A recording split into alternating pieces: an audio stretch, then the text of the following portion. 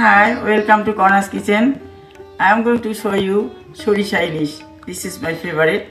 Dear দর্শক, I hope you will like it. Stay with me. এটা বাংলাদেশের জাতীয় মাছ, রূপসী বাংলার রূপসী ইলিশ, স্বাদে অতুলনীয়। আমি একটা আপনাদের সরিষা ইলিশের রেসিপি দেব, খুবই অল্প ইনগ্রিডিয়েন্টস। আশা করি আপনাদের ভালো লাগবে। এখানে আমি মাছ কেটে 4 পিস নিয়েছি ওখান থেকে। এবার আমি দেখাবো আমার কি ইনগ্রিডিয়েন্টস আমি দিব। আশা করি আপনাদের ভালো লাগবে। এটা হলো পরিমাণ মতো লবণ, এটা সরিষা,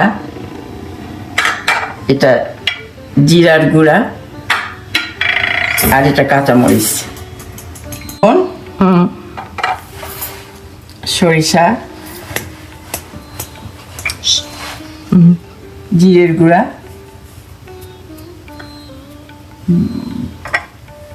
মরিচ, আর আমি আগেই এক্সট্রা ভার্জিন অলিভ অয়েল দিয়ে রেখেছি।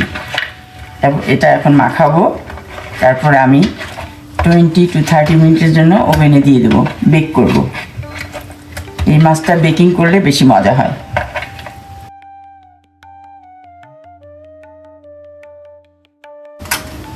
বিশ মিনিট পরে আমি এটা নামিয়ে নিলাম ওভেন থেকে। আশা করি আপনাদের ভালো লাগবে এবং দেখতেও অনেক সুন্দর হয়েছে।